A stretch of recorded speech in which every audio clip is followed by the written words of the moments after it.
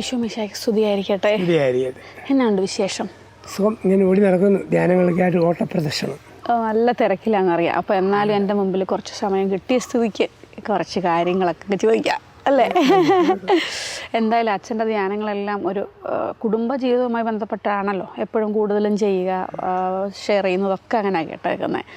എനിക്ക് തോന്നുന്നത് ഏറ്റവും കൂടുതൽ ഈ സ്ത്രീ പുരുഷ മനഃശാസ്ത്രം പഠിച്ചു വച്ചിരിക്കുന്ന ഒരാൾ അച്ഛനാണെന്ന് എനിക്കൊക്കെ തോന്നാറുണ്ട് ഇടയ്ക്ക്. സത്യമല്ലേ? പഠിച്ചിട്ടുണ്ട്, കുറേയൊക്കെ വായിച്ച് പഠിച്ചു. പിന്നെ ഞാൻ കൗൺസിലിങ്ങിലൂടെ കിട്ടുന്ന അറിവ് എല്ലാമായിട്ട് കുറേയൊക്കെ അറിയാൻ നമുക്ക് കുറച്ചൊക്കെ. അപ്പോൾ എനിക്ക് വന്ന് എനിക്കും കൂടെ ഒന്ന് കുറച്ച് കിട്ടിയാൽ കൊള്ളാം. എന്താണ് അറിയേണ്ടത്? നമുക്ക് ഈ സ്ത്രീ പുരുഷ മനഃശാസ്ത്രമൊക്കെ നമ്മൾ വളരെ കോമൺ ആയിട്ട് പഠിക്കുന്ന കാര്യമാണ്. ഈ പുരുഷൻ എന്താ സ്ത്രീയിൽ നിന്ന് ആഗ്രഹിക്കുന്നത്, അല്ലെങ്കിൽ സ്ത്രീ എന്താ പുരുഷനിൽ നിന്ന് ആഗ്രഹിക്കുന്നതൊക്കെ എല്ലാവർക്കും അറിയാം. പക്ഷേ ഈ പ്രാക്ടിക്കൽ ലൈഫിൽ ഇതൊന്നും അങ്ങനെ കാര്യമായിട്ട് നടപ്പിലാകുന്നുമില്ല. അങ്ങനത്തെ അനുഭവങ്ങളൊക്കെ അച്ഛൻ കേൾക്കാറില്ലേ ശരിക്കും? അത് ആണുങ്ങളുടെ മനഃശാസ്ത്ര പ്രത്യേകതകൾ സ്ത്രീ പഠിക്കണം. സ്ത്രീയുടെ മാനസിക വൈകാരിക തലങ്ങളെക്കുറിച്ച് ഭർത്താവും പഠിക്കണം. അപ്പം അത് പഠിച്ചില്ലെങ്കിൽ സ്ത്രീ അവളെപ്പോലെ കെട്ടിയവനും പെരുമാറുമെന്ന് ഓർക്കരുത്, പുരുഷൻ അവനെ പോലെ സ്ത്രീയും പെരുമാറുമെന്ന് ഓർക്കരുത്. ഒന്ന് പെണ്ണാണ്, ഒന്ന് ആണാണ്. ആ വ്യത്യാസം നമ്മൾ അടിസ്ഥാനപരമായിട്ട് ഓർക്കണം കുടുംബത്തിൽ. ഇന്ന് പ്രീ മാരേജ് ഗൈഡൻസ് കോഴ്സിലൊക്കെ അതിൻ്റെ ചില ഒരു ഉൾക്കാഴ്ചകൾ കൊടുക്കുന്നുണ്ട് ക്ലാസ് എടുക്കുന്നവരൊക്കെ. എന്നാലും ജീവിതം കൊണ്ട് തന്നെ പഠിക്കുന്ന ചില പാഠങ്ങളുണ്ട്, അത് ജീവിതം കൊണ്ട് പഠിച്ചു തീർക്കേണ്ടതാണ്. ഒരു വ്യത്യാസം എടുത്താൽ മതി. അടിസ്ഥാനം, ആണുങ്ങളുടെ ലോകം ഒരു വലിയ ലോകമാണ്. സ്ത്രീ ഏത് കളക്ടറാണെങ്കിലും അവളുടെ ഉള്ളിൻ്റെ ഉള്ളറകളിൽ അവളുടെ ലോകം ചെറുതാണ്, അത് വലുതാക്കാൻ പറ്റുകയില്ല. ഉദാഹരണം, ആണുങ്ങളുടെ ലോകമെന്ന് വെച്ചാൽ എറണാകുളത്ത് താമസിക്കുന്ന ഒരു ഭർത്താവാണെങ്കിൽ അവൻ്റെ ലോകം അങ്കമാലിയും പെരുമ്പാവൂരും കാലടിയും ചാലക്കുടിയും അരൂരും ആലപ്പുഴയൊക്കെയാണ്. ഒരു വലിയ ലോകത്താണ് അവൻ്റെ യാത്ര എല്ലാമായിട്ട്. അപ്പം വലിയ ലോകത്തിലെ ആളാകുമ്പം അവൻ്റെ തലയ്ക്കകത്തും അന്താരാഷ്ട്ര കാര്യങ്ങളായിരിക്കും എപ്പോഴും. കാട്ടുകരാറും റബ്ബറിന് വില കൂടുകയോ ഇല്ലയോ, കൊറിയ ഇന്ത്യയെ ചൊറിയാൻ സാധ്യത, അല്ലെ ചൈന യുദ്ധം, ഇങ്ങനെയുള്ള ഒരുപാട് കാര്യം അവൻ്റെ തലയ്ക്കകത്തുണ്ട്. അവൻ്റെ ലോകം വലുതായതുകൊണ്ട്. സ്ത്രീയെ സംബന്ധിച്ച് അവൾ എത്ര വലിയ ഉദ്യോഗസ്ഥയാണെങ്കിലും ഉള്ളിലെ ലോകം എന്നും ചെറുതാണ്, വീടാണ്. അവൾക്ക് അവളുടെ വീട്, അവളുടെ ഭർത്താവ്, അവളുടെ കുഞ്ഞ്. ഇപ്പം ടാപ്പിൽ ലീക്കുണ്ടോ, ബെഡ്ഷീറ്റ് കീറിപ്പോയോ, സ്പൂണ് ചളങ്ങിപ്പോയോ, ഇങ്ങനെയുള്ള കൊച്ചു ലോകത്തിൽ 100 കാര്യമാണ് അവളുടെ തലയ്ക്കകത്തുള്ളത്. അപ്പം അവൾക്കിപ്പം അങ്കമാലിയും പെരുമ്പാവൂരും കാലടി ആലപ്പുഴയൊന്നുമില്ല. ഒരുപക്ഷെ ടി വി റൂം, പത്രം വായിക്കുന്ന റൂം, അടുക്കള, അങ്ങനെ ലോകത്താണ് ഔദ്യോഗിക തലം വിട്ടുവരും പിന്നെയുള്ള ജീവിതം മുഴുവനെ. അപ്പോൾ ഈ വ്യത്യാസം. അപ്പോൾ അതുകൊണ്ട് എന്ത് സംഭവിക്കും, അവളുടെ കൊച്ചു ലോകത്തിലെ കൊച്ചു കൊച്ചു കാര്യങ്ങൾ അവൾക്ക് വലുതാണ്. അത് ആണുങ്ങൾ മനസ്സിലാക്കണം. അത് മനസ്സിലാക്കാതെ ഇതെന്നാ പൊട്ടത്തരം ഇവിടെ പറയുന്നതെന്ന് പറഞ്ഞ് പ്രതികരിക്കാൻ പാടില്ല. അവന് പൊട്ടത്തരമായിട്ട് തോന്നാം, പക്ഷെ അവളെ സംബന്ധിച്ചത് അത് വളരെ പ്രധാനപ്പെട്ടതാണ്. അച്ഛൻ പറഞ്ഞൊരു കാര്യം എനിക്ക് ഭയങ്കര ഇഷ്ടപ്പെട്ടു. അതായത് പൈപ്പിന് ലീക്കുണ്ടോ, അവിടെ ടാപ്പ് എന്തെങ്കിലും പറ്റിയിട്ടുണ്ടോ, നമ്മുടെയൊക്കെ വീട്ടിലത് കറക്റ്റാണ്. ഇതൊക്കെ ഒരു നിസ്സാര കാര്യമല്ലേ? നമ്മൾ ഭയങ്കര സീരിയസ് ആയിട്ട് അവതരിപ്പിക്കുമ്പോൾ അങ്ങനെയുള്ള കമൻറ്റുകളൊക്കെ കേൾക്കാറുണ്ട് ശരിക്കും. അതാ രണ്ട് ലോകങ്ങളുടെ വ്യത്യാസമല്ലേ. അപ്പം അത് പിന്നെ ഇവളുടെ കൊച്ചു കൊച്ചു കാര്യം എപ്പോഴും പറഞ്ഞ് ഭർത്താവിനെ ശല്യപ്പെടുത്തരുത്. കാരണം അവളുടെ ആ കൊച്ചു കൊച്ചു കാര്യം അവന് ഇഷ്യൂവേ അല്ല, കാര്യമേ. അപ്പം ആ ഗൗരവം അവനെക്കുറിച്ച് മനസ്സിലാക്കണം. പക്ഷേ എനിക്ക് നിസ്സാരമെന്ന് തോന്നുന്നു, അവൾക്ക് വളരെ പ്രധാനപ്പെട്ട എന്നോർത്ത് ഗൗരവം തിരിച്ചും കാണിക്കണം. ഇതാണ് ബേസിക് ഡിഫറൻസ്. അപ്പോൾ അത് കാണിക്കാൻ പറ്റിയാൽ തന്നെ ഒരുപാട് മാറ്റങ്ങൾ കുടുംബത്തിൽ വരാൻ പറ്റും, ആണും പെണ്ണും തമ്മിൽ. അപ്പം അങ്ങനെ ഉൾക്കൊണ്ട് കഴിഞ്ഞാൽ ആവശ്യമില്ലാത്ത കമൻറ്റ് നിൽക്കും, ആവശ്യമില്ലാത്ത ഇമോഷണലായിട്ടുള്ള ആ പൊട്ടിത്തെറി നിൽക്കും. അവനതാണ്, അവളിതാണ്, അങ്ങനെ പഠിക്കണം. അങ്ങനെ ഈ നമുക്ക് ഈ വിദ്യാഭ്യാസമൊക്കെ ഒത്തിരി ഉണ്ടെങ്കിലും ഇതിൽ യാതൊരുവിധ ഗുണമില്ലാത്ത കുറേ പേരുണ്ട്. കാരണം അതും സ്ത്രീ പുരുഷ മനഃശാസ്ത്രവും സത്യത്തിൽ കണക്ഷനൊന്നുമില്ല. കാരണം ചിലർ പറയാറില്ല ഒത്തിരി വിദ്യാഭ്യാസം ഉണ്ട് ഒരു കാര്യമില്ല. ഇതൊരു പ്രായോഗിക ബുദ്ധി തന്നെയാണ്. വിദ്യാഭ്യാസത്തിൽ ഒരു ഇൻ്റലക്ച്വൽ ഇൻപുട്ട് കുറേ കിട്ടുമെന്നല്ലാതെ കൊണ്ട് പ്രാക്ടിക്കൽ കോമൺ സെൻസ് വേണമെന്നില്ല. നല്ല പഠിത്തവും ഉന്നത സ്ഥാനത്തിരിക്കുന്നവരും 4 നില പൊട്ടിപ്പോയ കെട്ടിയവനാണ്. ഭയങ്കര പദവി അങ്ങേയറ്റത് ഓഫീസറുമാണെങ്കിലും ഭാര്യാരീതി വിജയിച്ചിട്ടില്ല. അപ്പം വിദ്യാഭ്യാസമായിട്ട് ബന്ധമൊന്നുമില്ല. വിദ്യാഭ്യാസം കൊണ്ടുള്ള ഗുണമുള്ളത് കുറച്ചുകൂടി ലോകപരിചയമുള്ള ഒരാളാണല്ലോ എന്നുള്ളത് അല്ലാതെ ഉണ്ട് ഈ വൈകാരിക തലത്തിൽ അതിൻ്റേതായ ഒന്നും ഉണ്ടാകണമെന്നില്ല. ഈ ഇങ്ങനത്തെ ഈ ഒരു അക്സെപ്റ്റൻസ്, അതായത് ഭാര്യ പറയുന്നത് ഭർത്താവിന് മനസ്സിലാവില്ല, ഭർത്താവിൻ്റെ ഒരു കാര്യം എത്ര വർഷങ്ങൾ കഴിഞ്ഞാലും മനസ്സിലാകാതെ പെരുമാറി ആകെപ്പാടെ ഇഷ്യൂസൊക്കെ ഉണ്ടാകുന്ന അച്ഛൻ്റെ അടുത്ത് ഒത്തിരി കൗൺസിലിംഗ് കേസുകളൊക്കെ വന്നിട്ടില്ലേ? വരും. അതായത് ഇങ്ങനെ പറഞ്ഞു കഴിഞ്ഞാൽ അത് ഉൾക്കൊള്ളാൻ പറ്റുന്നില്ല. എന്താണെന്ന് നമുക്കറിയത്തില്ല. എത്ര പറഞ്ഞാലും കേൾക്കുകയില്ല. കാരണം ഉള്ളിൽ ഒരു ഡിഫൻസ് മെക്കാനിസമായിട്ടാണ് വരുന്നത്. എൻ്റെ ഭാഗം പ്രൊട്ടക്റ്റ് ചെയ്യുക, ഞാൻ പറയുന്നത് ശരിയാണ്. അത് ആ ചിന്തയോടെ വന്നു കഴിഞ്ഞാൽ തന്നെ പിന്നെ ആര് പറഞ്ഞാലും കേൾക്കുകയല്ല. നമ്മൾ എന്തെങ്കിലും പറഞ്ഞാൽ ആളെ കൊച്ചാക്കുകയാണ്. ഇഷ്യൂ അല്ല, ആര് പറഞ്ഞു എന്നുള്ളതല്ല, എന്തു പറഞ്ഞു എന്നുള്ളതല്ല, എൻ്റെ വികാരം. അങ്ങനെ ഒത്തിരി കേസുകൾ ഇപ്പം കൗൺസിലിംഗ് കഴിഞ്ഞാലും തീർക്കാവുന്ന പലതും അങ്ങനെയുള്ള ഈ കടുംപിടുത്തത്തിൻ്റെ പേരിൽ ചുമ്മാ വിട്ടുപോയിട്ടുണ്ട്, അയഞ്ഞു പോയിട്ടുണ്ട്. അപ്പോൾ ഒരു സങ്കടം തോന്നില്ല ശരിക്കും? ഇങ്ങനെയുള്ളവരൊക്കെ എങ്ങനെ നന്നാക്കാൻ പറ്റുന്നത്? അപ്പോൾ ചിലവ് വലിയ പാടാണ്. ഇപ്പോൾ ഒരു കേസിൽ ഇങ്ങനെ പ്രധാനം വന്നു കഴിഞ്ഞപ്പോഴത്തേക്ക് ഈ കെട്ടിയവൻ വേറെ സ്ത്രീകളോടൊക്കെ ഈ മനുഷ്യന് ഈ ആണിന് ബന്ധമുണ്ട് എന്നൊക്കെ പറഞ്ഞ് പരാതിയായിട്ട് അവൾ വരിക. അപ്പം മോനെയും കൊണ്ടാണ് വരുന്നത്. ഇപ്പം ഈ മോനും ഈ അപ്പനെയൊക്കെ കണ്ട് പഠിക്കുമ്പോഴത്തേക്ക് എങ്ങനെയാണെന്ന് എനിക്ക് ആദ്യമുണ്ട്. അതുകൊണ്ട് അച്ഛൻ അവനെ ഒന്ന് ഉപദേശിക്കണം, കെട്ടിയവനോടും ചില കാര്യം പറഞ്ഞു, ഇങ്ങനെയെല്ലാം പറഞ്ഞു. അപ്പം അവനോട് പറഞ്ഞു ഇങ്ങനെയല്ല കാര്യം എന്നൊക്കെ പറഞ്ഞ് അവൻ്റെ ഭാഗം ബോധ്യപ്പെട്ടു. ശരിയാ, ചില കാര്യം ഞാൻ തിരുത്തിക്കോളാം എന്ന് പറഞ്ഞു. അപ്പോൾ ഞാൻ ഈ സ്ത്രീയോടും പറഞ്ഞു, മോനെക്കുറിച്ച് നഗരപ്പെടുകയൊന്നും വേണ്ട, അത് പയ്യെ മാറ്റം വന്നോളും, ഇതൊക്കെ ജീവിതത്തിൻ്റെ ഭാഗം എന്നുള്ളതേ ഉള്ളൂ, ഓർക്കാനൊന്നുമില്ല എന്നൊക്കെ പറഞ്ഞ് ഞാൻ അവരെ ആശ്വസിപ്പിച്ചു. അപ്പോൾ പോകുന്നേരത്ത് ഞാൻ പറഞ്ഞു, മോനെക്കുറിച്ച് ഒരു വരിയും വേണ്ട കേട്ടോ, നന്നായിട്ട് പോകൂ, സന്തോഷമായിട്ട് പോകൂ. ഓ വരി ഉണ്ടായിരിക്കും വെച്ചാൽ ഇത് ഞാൻ എൻ്റെ മോനല്ലേ, ഇനി എന്നെ കാണിക്കുന്ന ആർക്കറിയാം, നമ്മൾ കൊടുത്ത കൗൺസിലിംഗ് എല്ലാം അതോടെ തീർന്നു പോയി. അല്ല, ഞാനെന്നൊരു ഓർക്കുകയാണ്, ശരിക്കും ഈ സംസാരം എന്ന് പറയുന്നത് വളരെ പ്രധാനപ്പെട്ടതല്ലേ? ഈ ഭർത്താക്കന്മാർക്ക് എങ്ങനെ സംസാരിക്കുന്ന ഇഷ്ടം? ചിലർ പറഞ്ഞ് ഞാൻ കേട്ടിട്ടുണ്ട്, അവരോടിങ്ങനെ വലിയ പഞ്ചാര വർത്താനം ഒന്നും ചെന്ന് പറയുന്നതൊന്നും ചിലപ്പോൾ അവർക്ക് ഇഷ്ടമല്ല. എന്നാൽ സ്ത്രീകളോട് നേരെ തിരിച്ചാണല്ലോ, കുറച്ച് മോളെ തേനെ പാലെന്നൊക്കെ വിളിച്ചാൽ സ്ത്രീകൾക്ക് ഇഷ്ടപ്പെടുകയുള്ളൂ എന്നുള്ളതാണ്. അപ്പോൾ ഈ ഒരു കമ്മ്യൂണിക്കേഷനിൽ എങ്ങനെയാണ് സ്ത്രീയും പുരുഷനും ആയിരിക്കണ്ടേ? അത് പഠിക്കണം. ഞാൻ ഏത് രീതിയിൽ പ്രതികരിച്ചാൽ സംസാരിച്ചാൽ എൻ്റെ ഭർത്താവിന് ഇഷ്ടപ്പെടും എന്നുള്ളത് ഭാര്യ പഠിക്കണം.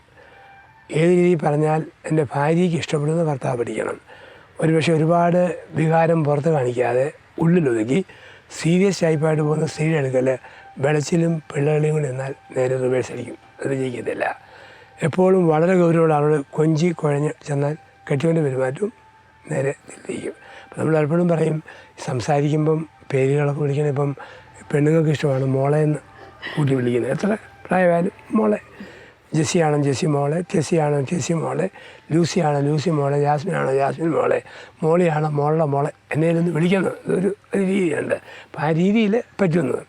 ഒരു സ്ത്രീ എൻ്റെ വെച്ചു, എൻ്റെ കെട്ടിയവൻ ഒരു ധ്യാനവും കൂടല്ല, കല്യാണം കഴിഞ്ഞ് 1 വർഷം കഴിഞ്ഞാൽ എപ്പോഴും മോളെ മോളെ എന്ന് നീട്ടി വിളിക്കുന്നു.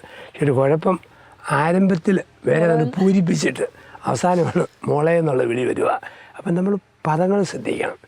ഈ മോശമായ വാക്ക് വരുന്ന വാക്ക് ഭാര്യയോട് പറയാൻ പാടില്ല. ഭർത്താവിനും സ്റ്റാൻഡേർഡ് കുറയ്ക്കുന്ന ഭർത്താവിനും ഭാര്യയും പറയാൻ പാടില്ല. അപ്പോൾ അത് നോക്കിയും കണ്ടും വേണം മിണ്ടാനായിട്ട്. എന്ത് പറഞ്ഞാൽ ഇഷ്ടപ്പെടുമെന്ന് പഠിക്കണം, അല്ലാതെ പറഞ്ഞാൽ വലിയ അപകടമാകും. ഈ നോക്കിയും കണ്ടും പറയണം, അതെനിക്ക് ഭയങ്കരമായിട്ട് ഇഷ്ടപ്പെട്ടു ആ പോയിന്റ്. അത് ശരിക്കും ഭാര്യയും ഭർത്താവും തമ്മിൽ മാത്രമല്ലല്ലോ, മക്കളോടാണെങ്കിലും ഈ അമ്മായിപ്പനോടാണെങ്കിലും അമ്മായിയമ്മയോടാണെങ്കിലും ഒക്കെ ശ്രദ്ധിക്കേണ്ട കാര്യമല്ലേ? എല്ലാവരെയും മനസ്സിലാക്കി വേണം വർത്താനം പറയാൻ. ശരിക്കും അങ്ങനെ വരുമ്പോൾ ഈ ഭർത്താക്കന്മാർക്ക് കോമണായ ഒരു സ്വഭാവം ഉണ്ടാവുമല്ലോ. അപ്പോൾ സ്ത്രീയിൽ നിന്ന് സത്യത്തിൽ അവർ കൂടുതൽ പ്രതീക്ഷിക്കുന്ന കുറേ കാര്യങ്ങളുണ്ടല്ലോ, സ്ത്രീ നേരെ തിരിച്ചു. ആണുങ്ങളൊരു ഏറ്റവും പ്രധാനമായിട്ട് പ്രതീക്ഷിക്കുന്ന ഒരു വളരെ ജെന്റിൽ ക്യാരക്ടർ, ഒരു സെൽഫ് കമ്പോസ്ഡ് ആയിട്ടുള്ള ക്യാരക്ടറുള്ള ഒരു സ്ത്രീ ആണുങ്ങൾക്ക് ഒരുപാട് ഇഷ്ടം. പിന്നെ കാണാനുള്ള ഒരു ഭംഗിയുണ്ടല്ലോ. ഇപ്പം ഈവൻ മുഖഭംഗി ദേഹഭംഗി ഇല്ലാതെ തന്നെ പെരുമാറ്റം കൊണ്ട് ഭംഗി ഉണ്ടാക്കാം നമുക്ക്. ചില പ്രത്യക്ഷത്തിൽ ഒന്നുമില്ല, പക്ഷേ പെരുമാറ്റം കൊണ്ട് എല്ലാം ഉണ്ട്. അപ്പം അങ്ങനെയുള്ള രീതിയാണെങ്കിലും അത് ജീവിക്കാൻ പറ്റും. ഒരു ശാലീനത, ഒരു നല്ല കുലീനത്വം പെരുമാറ്റങ്ങളിൽ, പിന്നെ അതിർത്തി വിടാത്ത സംസാരങ്ങൾ, ഒത്തിരി അയഞ്ഞ ലൂസ് സ്റ്റോക്കുകൾ ഇല്ലാത്ത ഒരു പെരുമാറ്റം, പിന്നെ നല്ല ഗൗരവമുള്ള റെസ്പോൺസിബിലിറ്റി വീട്ടിലെ എല്ലാ കാര്യങ്ങളിലും നോക്കി കണ്ട് ചെയ്യുന്നു.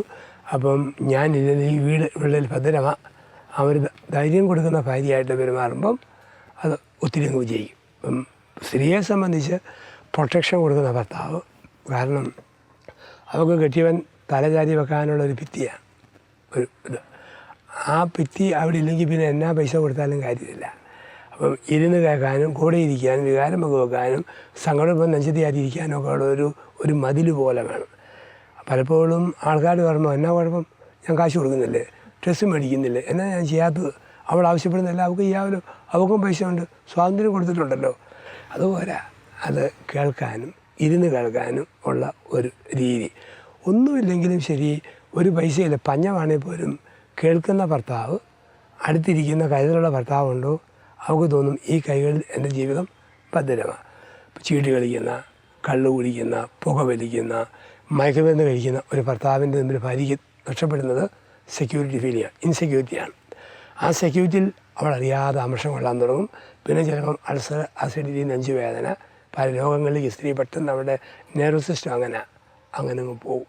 അപ്പം പല ആണുങ്ങൾക്കും ഈ കരുതൽ കൊടുക്കാനും ഒരു കൂടെ ഇരിക്കാനും പറ്റാത്തൊരവസ്ഥയുണ്ട്. ഒന്നാമത് പ്രതീക്ഷിക്കുന്നത് അങ്ങനെയുള്ള ഭർത്താവിനെയാണ്.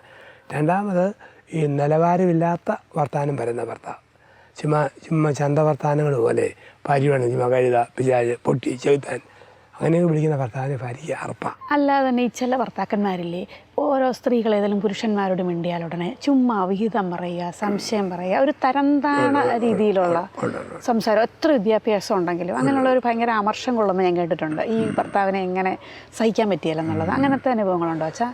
ഇഷ്ടം പോലെയാണ് സമൂഹത്തിൽ നിന്നൊരു കോമണാണ്, ഒത്തിരി ഉണ്ട് അങ്ങനെയുള്ളതൊക്കെ. ഒരു വിശ്വാസതയ്ക്ക് ഭംഗം വരുന്ന പോലെയും ചുമ്മാ ആളുടെ ആ ഒതൻറ്റിസിറ്റിയും ക്രെഡിബിലിറ്റിയും ഡൗട്ട് ചെയ്യുന്ന പോലെയൊക്കെയുള്ള സംസാരം വരുമ്പോൾ അത് പെണ്ണുങ്ങൾക്ക് ഭയങ്കര ബുദ്ധിമുട്ടാണ്. അത് അനുവദിച്ച് സ്ത്രീകളുടെ ഭാഗത്തുനിന്നുണ്ട്. ആണുങ്ങളായിട്ടും ഫോൺ വിളിക്കുകയോ എന്തും ചെയ്ത് കഴിഞ്ഞാലേ പെടും. അപ്പം അങ്ങനെയുള്ളൊരു ഒരു നമ്മുടെ ഒരു ക്യാരക്ടർ ഡീവിയേഷനാണ് അങ്ങനെയുള്ള എപ്പോഴും. യഥാർത്ഥ പ്രൂഫ് ഉണ്ടെങ്കിൽ ഒക്കെ നമുക്ക് പറയാം, റിയാക്ട് ചെയ്യാം. പക്ഷെ ഒന്നുമില്ലെങ്കിലും അതൊരു സ്വഭാവത്തിൻ്റെ ഭാഗമായിട്ട് കിടക്കുന്ന, അത് എത്ര കഴിഞ്ഞാലും അങ്ങ് അതാണല്ലോ പറയുന്നത് ഈ മനഃശാസ്ത്രത്തിലെ, ആണുങ്ങൾ മറക്കും പക്ഷെ ക്ഷമിക്കുകയില്ല, പെണ്ണുങ്ങൾ ക്ഷമിക്കും പക്ഷെ മറക്കുകയില്ല. അതാണ് വ്യത്യാസം. ഇപ്പോൾ ഒരു 2023 അരിശം വരുമ്പം പറയും 2005 മുടിഞ്ഞ കുടി, അതുകൊണ്ട് വർഷം 18 കഴിഞ്ഞ്, എന്നാൽ ഇങ്ങനെ പറഞ്ഞുകൊണ്ടിരിക്കും. അതേസമയത്ത് അവിടെ നിന്ന് ക്ഷമിച്ച് കളഞ്ഞില്ല, ചുമ്മാ ഇങ്ങനെ അങ്ങോട്ട് പറഞ്ഞുകൊണ്ടിരിക്കും. എന്നാലും ഈ മറന്നാലും പറയും, ക്ഷമിച്ചാലും പറയും. പലരും ഇപ്പോഴും പറഞ്ഞു കേൾക്കുന്ന ഒരു കാര്യം, ഈ വിവാഹം കഴിച്ചതിൻ്റെ ആദ്യ നാളുകളിലുണ്ടായ ഇഷ്യൂസിനെ പറ്റിയിട്ടാണ്. എത്ര വർഷം കഴിഞ്ഞാലും മറക്കാത്ത ബുദ്ധിമുട്ടായിട്ട് പലരും പറഞ്ഞു കേൾക്കുന്നത്. അപ്പോൾ അച്ഛൻ പറഞ്ഞ കാര്യം വളരെ കറക്റ്റാണ്. മറക്കുകയില്ല, സ്ത്രീകൾ ഒരു കാരണവശാലും മറക്കില്ല, ക്ഷമിക്കും. അത് വളരെ കറക്റ്റായിട്ടുള്ളൊരു കാര്യമാണ്. ഈ വിത്ത് തേങ്ങ നമ്മൾ ഇറങ്ങുമ്പോഴേ, വിത്ത് തേങ്ങയിൽ ക്ഷതമുണ്ടെങ്കിൽ അതിൽ നിന്നുണ്ടാകുന്ന തെങ്ങിലും ഉണ്ടാവും അതിൻ്റെ കേട്. വിവാഹത്തിൻ്റെ ആദ്യ വർഷങ്ങൾ, മാസങ്ങൾ വിത്ത് തേങ്ങ പോലെ അവിടെ പൊട്ടിക്കഴിഞ്ഞാൽ പിന്നെ ആ വീഴുന്ന തെങ്ങ് വളരുമ്പോഴൊക്കെ എവിടെയൊക്കെ കേട് വന്നു കിട്ടി, ആ പോവുകയില്ല. അതുകൊണ്ടാണ് ആ നാളുകളിൽ പ്രത്യേക കരുതൽ കൊടുക്കണമെന്നും കൗൺസിലിങ്ങോ രീതിയോ വീടുകളുടെ ഇടപെടലൊക്കെ കുടുംബാംഗങ്ങൾ ഇടപെടുമ്പോഴൊക്കെ ശ്രദ്ധിക്കണമെന്ന് പറയുന്നതിൻ്റെ കാരണം അതാണ്. ആ ഇടപെടലുകളിൽ അവർക്കൊരു ബലവും ധൈര്യമൊക്കെ ആയിട്ട് വരികയും കൂടെ നിൽക്കുകയും ആ നാളുകൾ ഒരിക്കലും ഇവരെ അകറ്റാത്ത വാക്കുകൾ പറയാനും മാക്സിമം അടുപ്പിക്കുന്നത് പോയിന്റ് കണ്ടെത്തി പറയാനൊക്കെ കുടുംബാംഗങ്ങളും ശ്രദ്ധിക്കണം. ഇനി മക്കളുടെ മുമ്പിലുള്ള ഈ മാതാപിതാക്കളുടെ ഒരു സപ്പോർട്ടിങ്ങിനെ പറ്റി ഒന്ന് പറയാമോ അച്ഛൻ? നമ്മളിപ്പം പറയാറല്ലോ, അമ്മയുടെ നല്ല കാര്യങ്ങൾ അപ്പം പറയണം, അപ്പൻ്റെ നല്ല കാര്യങ്ങൾ. പക്ഷേ ഇതൊന്നും പറച്ചിലല്ലാതെ നടക്കുന്ന കാര്യങ്ങളൊക്കെ വളരെ കുറവാണ്.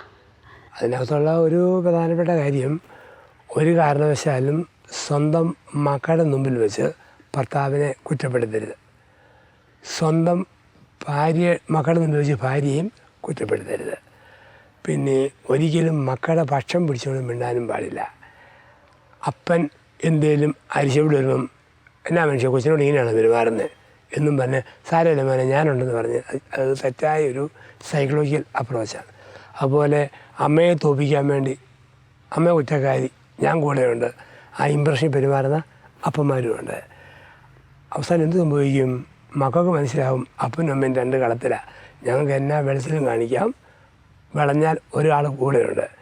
അതേസമയത്ത് അപ്പൻ്റെയും അമ്മയുടെ തെറ്റുണ്ടെങ്കിൽ പോലും മക്കളുടെ മുമ്പിൽ വെച്ച് അവരുടെ പക്ഷേ പറയാവൂ, പാർട്ട്ണറുടെ പക്ഷം പറയണം. ഒറ്റയ്ക്ക് തിരുത്താം, മക്കളുടെ മുമ്പിൽ അമ്മയ്ക്ക് വേണ്ടി തന്നെ നിൽക്കണം, അപ്പന് വേണ്ടി തന്നെ നിൽക്കണം. ഇല്ലെങ്കിൽ അവർക്ക് തോന്നും ഇവർ രണ്ട് പാളയത്തിലാക്കി ഞങ്ങൾക്ക് മുതലെടുക്കാം. ആ ഒരു ഇൻഡയറക്റ്റ് ഒരു സൈക്കോളജിക്കൽ ആറ്റിറ്റ്യൂഡ് മക്കളിൽ വളർന്നു വരും. അതുപോലെ തന്നെ ഈ ചില മാതാപിതാക്കൾ ഈ മക്കളോടുള്ള അമിതമായ സ്നേഹം മൂലം ഈ ജീവിത പങ്കാളിയെ നെഗ്ലക്റ്റ് ചെയ്യുന്നത് കണ്ടിട്ടുണ്ട്. ചിലർ എപ്പോഴും ഫോക്കസ് മക്കൾക്കാണ്. അങ്ങനെ കുറേ കേസുകൾ കേട്ടിട്ടില്ലേ? അത് കൂടുതലും സ്ത്രീകളിലാണ് നമ്മൾ കാണുന്നത് സാധാരണ. അത് ഈ പ്രായ വ്യത്യാസമൊന്നുമില്ല, കുഞ്ഞിലെ ആണെങ്കിലും വലുതായാലും എല്ലാം അവരിങ്ങനെ മക്കളെ ശരണം. പക്ഷേ ഇവരൊക്കെ കുറച്ച് കഴിയുമ്പം പോകും, വേറെ ജീവിതമായി പോകും. പിന്നെ ഈ ഭർത്താവ് മാത്രമേ കൂടെ കാണുള്ളൂ എന്നുള്ളൊരു ഇല്ലാത്ത അങ്ങനത്തെ ഈ പേഴ്സണൽ ഇഷ്യൂസ് അച്ഛൻ്റെ അനുഭവങ്ങളുണ്ടോ? സ്ത്രീകളെ സംബന്ധിച്ച് വൈകാരികമായി മക്കളോട് ഒരുപാട് അറ്റാച്ച്ഡാണല്ലോ. കാരണം അതുകൊണ്ട് കുഞ്ഞുങ്ങളും അമ്മപക്ഷമാണ്. കാരണം കൊച്ചെന്തുകൊണ്ടിലും അമ്മയോടല്ലേ ചോദിക്കുന്നത് എപ്പോഴും. അമ്മയെ ചെരുപ്പ് എന്തിയെ, അമ്മയെ ഷർട്ട് എന്തിയെ, അമ്മയെ ചോറെന്തിയെ, അമ്മയെ ബാഗ് എന്തിയെ എല്ലാം ചോദിക്കും. എപ്പോഴും അമ്മയോടാണ്.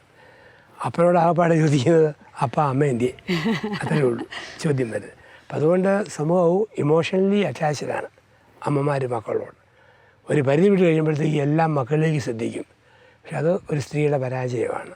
കാരണം അവൾ ഒരുത്തൻ്റെ ഭാര്യയാണ്, ഒരു വീട്ടിലെ മരുമകളാണ്, അപ്പോൾ സമയത്ത് കുഞ്ഞുങ്ങളുടെ അമ്മയാണ്. പല പല റോളുണ്ട്. അതിൽ ഒരു റോളിലേക്ക് മാത്രം തിരിഞ്ഞ് ബാക്കി എല്ലാം കൂടെ കളയുമ്പം ദാമ്പത്യത്തിൻ്റെയും കുടുംബത്തിൻ്റെയും ബലം തകരത്തിൽ അറിവില്ലായ്മയോട് സംഭവിക്കുന്നതാണ്. കുറച്ച് കഴിയുമ്പോഴത്തേക്ക് ആ മക്കൾ എന്തെങ്കിലും വേദനിപ്പിക്കുന്ന പോലെ ഒന്ന് പെരുമാറിയോ അമ്മ കംപ്ലീറ്റ്ലി ബ്രോക്കണായി തീർന്നു പോയി. നിങ്ങൾക്ക് വേണ്ടിയല്ലേ ജീവിച്ചത്. അതിനകത്ത് അതൊരു അറിവില്ലായ്മയാണ്. അത് വികാരം കൊണ്ട് വരുന്നതാണ്. പക്ഷേ അത് വളരെ ബാലൻസ് ചെയ്ത് കൺട്രോൾ ചെയ്ത് കൊണ്ടുപോയില്ലെങ്കിൽ അപകടമാണ്. പക്ഷേ നമ്മൾ ഒത്തിരി പറയുന്നൊരു വാക്കാണ് ഈ ദാമ്പത്യത്തിൻ്റെ മച്യൂരിറ്റി, അല്ലെ പക്വതയുള്ള ദാമ്പത്യം വേണം എന്നുള്ളത്. ശരിക്കും അതുകൊണ്ട് എന്താ അർത്ഥമാക്കുന്നത്? ഈ പക്വതയുള്ള ദാമ്പത്യം എന്ന് പറയുമ്പോൾ ഏതൊക്കെ മേഖലകളിലാണ്, എങ്ങനെയാണ് ഈ പക്വത നമ്മൾ ആർജിക്കുന്നത്? നമുക്ക് പക്വത പരവധി വേണം ദാമ്പത്യത്തിലെ. ഒന്നാമതായിട്ട് ഒരു ഫൈനാൻഷ്യൽ മെച്യൂരിറ്റി വേണം. ഒരു പുരുഷനെ സംബന്ധിച്ച് കല്യാണം കഴിക്കുമ്പോൾ ഭാര്യയെ മക്കളെ നോക്കാനുള്ള സാമ്പത്തിക സ്ഥിതി ഒരുമാതിരി ഉറപ്പ് വരുത്തണം. അല്ലാണ്ട് വിളിച്ചിറക്കിയിട്ട് ധർമ്മക്കാരെ പോലെ വിടാൻ പറ്റുകയില്ല എന്നുണ്ട്. അപ്പം ഒരു പെണ്ണ് അവൾ ഏൺ ചെയ്യുന്ന ആളാണെങ്കിൽ രണ്ടുപേരും സുഖയാണ്. അവൾക്കൊരു ഏണിങ് ഇല്ലതാനും ഭർത്താവിനെ ടോട്ടലി ആശ്രയിച്ചാണ് വരുന്നതെങ്കിൽ അവൾക്ക് എന്തെല്ലാം ആവശ്യമുണ്ടോ അത് മീറ്റ് ചെയ്യാനും, മക്കളുണ്ടായാൽ ഇപ്പം പ്രസവത്തിന് ചിലവോ അല്ലെങ്കിൽ കുഞ്ഞുങ്ങളെ നോട്ടമോ അതിനെന്തെല്ലാം വരുന്നോ അതിനെല്ലാം ഉള്ളൊരു സാമ്പത്തിക ഭദ്രത വേണം. സാമ്പത്തികമായൊരു ഭദ്രത ഇല്ലെങ്കിൽ അവളൊന്നും അങ്കലാപ്പിലാവും, എന്നും ഒക്കെ ടെൻഷനാണ്. അവൻ പറയും മറക്കുകൂടി എന്ന് പറയും. പക്ഷേ എന്നാലും സ്ത്രീയെ സംബന്ധിച്ച് ഇല്ലെങ്കിൽ വലിയ ബുദ്ധിമുട്ടാണ്. അതുകൊണ്ടാണ് ഒരു സ്ത്രീ കുഞ്ഞുങ്ങളാകുമ്പോൾ കൊച്ചു വളർന്നു വരുവാട്ടോ ഓർത്തോണം. അത് അവനറിയാൻ വളർന്നു വരുവാന്ന്. പക്ഷേ അങ്കലാപ്പ് കൂടുതൽ സ്ത്രീക്ക് വരും. അപ്പോൾ ഒരു ഫൈനാൻഷ്യൽ മെച്യൂരിറ്റി വളരെ പ്രധാനപ്പെട്ടതാണ് കുടുംബത്തിൽ. ആ സമയത്ത് ഇങ്ങനെ കുറ്റപ്പെടുത്തലും വരികയില്ലേ, നിൻ്റെ വീട്ടിൽ നിന്നൊന്നും കൊണ്ടൊന്നുമില്ല, അല്ലെ നിനക്കൊന്നുമില്ല, ഞാനിവിടെ കിടന്ന് കഷ്ടപ്പെടുത്തുന്നു, ഇങ്ങനത്തെ കാര്യങ്ങളൊക്കെ വരുന്ന ആ ഒരു മേഖലയിലല്ലേ? ഉണ്ട്, അങ്ങനെ പറയുന്നവരുണ്ട്. ആ തലങ്ങളിൽ അത് വരാം. പക്ഷെ അത് മെച്യൂരിറ്റിയാണ്. കാരണം അത് അവളെ വെച്ച് അവളൊരു വിൽപ്പന ചരക്കാവുകയാണ്, കാശും കൊണ്ട് വരുന്ന പോലെ. അപ്പോൾ ഒരു സിൻസിയർ ലവ് ഇല്ലെന്ന് നമുക്ക് അതിനകത്ത് തോന്നും. ചില പറയുമല്ലോ, നീ ഇട്ട തുണിയും കൊണ്ട് ഇനി പോന്നാൽ മതി, പൊന്നു പോലെ നോക്കിക്കോളാം എന്നൊക്കെ പറഞ്ഞ് വന്നു കഴിഞ്ഞാൽ പിന്നെ തുണിയല്ല, പിന്നെ പൊന്നിനെക്കുറിച്ചാണ് പറച്ചിൽ വരുന്നത്. ചില ആണുങ്ങൾക്കുണ്ട്. അതൊരു പക്വതയില്ലാത്ത പെരുമാറ്റത്തിൽ നിന്ന് വരുന്നതാണ് ആ ഒരു രീതി. അതുപോലെ സാമ്പത്തിക പക്വത പോലെ തന്നെയുള്ളതാണ് ഇമോഷണൽ മെച്യൂരിറ്റി വേണം, വൈകാരിക പക്വത. ആനയ്ക്ക് കരിമ്പ് കണ്ടാൽ കടിക്കാതിരിക്കാൻ പറ്റുകയില്ല, പട്ടിക്ക് എല്ല് കണ്ടാൽ കടിക്കാതിരിക്കാൻ പറ്റുകയില്ല, പൂച്ചയ്ക്ക് എലിയെ കണ്ടാൽ പിടിക്കാതിരിക്കാൻ പറ്റുകയില്ല. അത് അതിൻ്റെ വികാരമാണ്, ഒരു പ്രകൃതി വാസനയാണ്. പക്ഷെ മനുഷ്യനങ്ങനെയല്ല.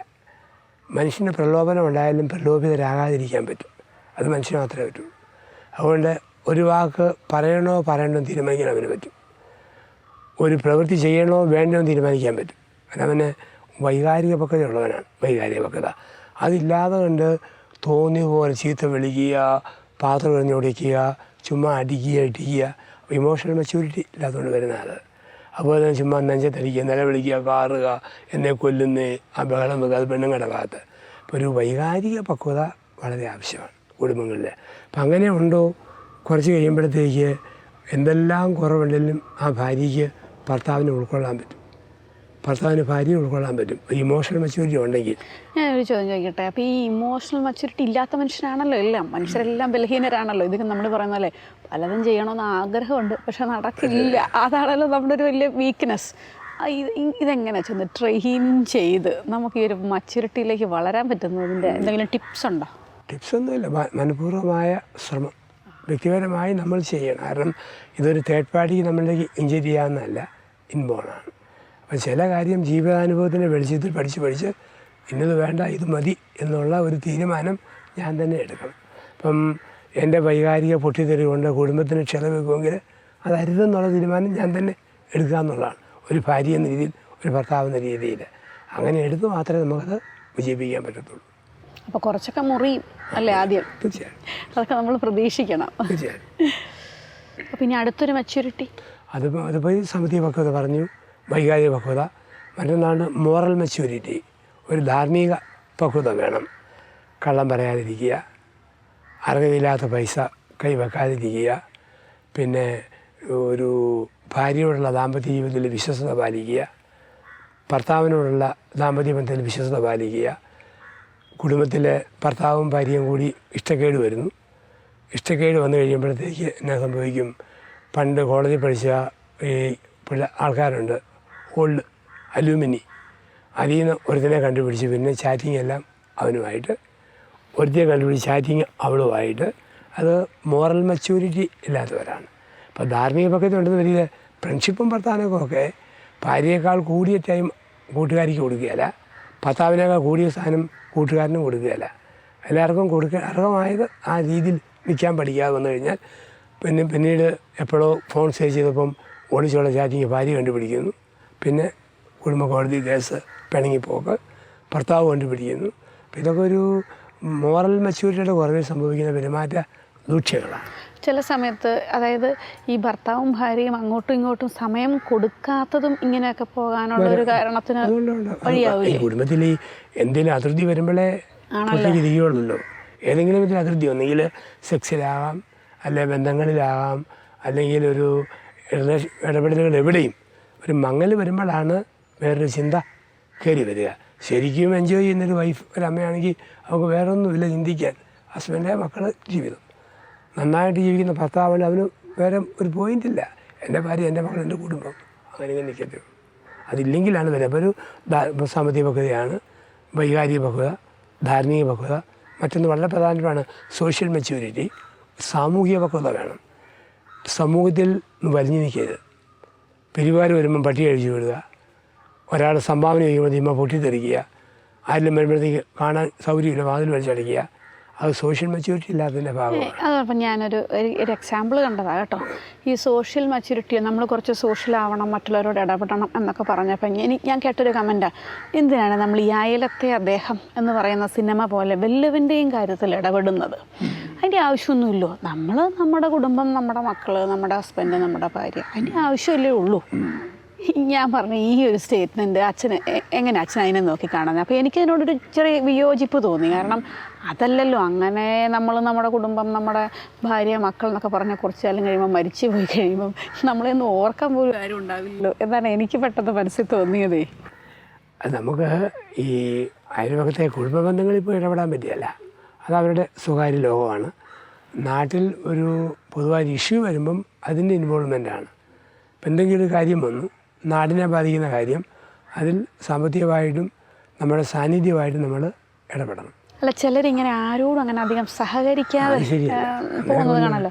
ആ കുടുംബം ഒറ്റപ്പെട്ടു പോകും, അത് മക്കളെയും ബാധിക്കും. അത് പറ്റിയല്ല, നമ്മൾ ഇടപെടണം. സോഷ്യൽ മെച്യൂരിറ്റി എന്ന് പറയുന്നതാണ്. ആവശ്യങ്ങൾ ഇടപെടുക, നമ്മളെ പറ്റുന്ന കാര്യം ചെയ്യുക. പിന്നെ ഇടപെട്ടേച്ച് പിന്നെ ഞാൻ പറയുന്ന മാത്രം അങ്ങനെ ഇടപെടുന്നവരുണ്ട്, അത് പറ്റത്തുമില്ല. എൻ്റെ റോള് പറയുക, സൗകര്യമുണ്ടേ ചെയ്തുമില്ല, ആ റോള് ഞാൻ കളയാതെ ഞാൻ സൂക്ഷിക്കുക എന്നുള്ളൂ. അല്ല, ഇപ്പോഴത്തെ എല്ലാവരും പറയുന്നൊരു ചിന്ത ഇങ്ങനെയാണല്ലോ, ഈ അന്യൻ്റെ കാര്യങ്ങൾ ഒരുപാട് നമ്മൾ ഇടപെടേണ്ട ആവശ്യമൊന്നുമില്ല എന്നും പറഞ്ഞുകൊണ്ട് ഇങ്ങനെ വിഡ്രോ ചെയ്യുന്നവരെയൊക്കെ കാണാറുണ്ട്. ഇങ്ങനെ അത് സ്വകാര്യ ഫാമിലി കാര്യത്തിലേ ഉള്ളൂ. സോഷ്യൽ കാര്യങ്ങളിൽ ഇടപെടണം. ഇടപെടൽ പിന്നെ നമ്മുടെ എക്സിസ്റ്റൻസിന് അർത്ഥമില്ലല്ലോ. അല്ല, അതൊക്കെ മക്കൾക്കൊരു മാതൃകയല്ലേ ശരിക്കും? പിന്നല്ലേ ഉറപ്പായിട്ട് കുഞ്ഞുങ്ങൾ കണ്ടുപിടിച്ച് വരുമല്ലോ. അപ്പോൾ ഏതായാലും അച്ഛൻ ഒത്തിരി മെച്യൂരിറ്റിയെക്കുറിച്ച് പറഞ്ഞു. സാമ്പത്തികം, വികാരം, സോഷ്യൽ, ധാർമ്മികം, അങ്ങനെ ഇങ്ങനെയൊക്കെ. അപ്പോൾ അവസാനമായിട്ട് ഒരു സ്പിരിച്വൽ മെച്യൂരിറ്റിയും വേണം, ആത്മീയ പക്വത.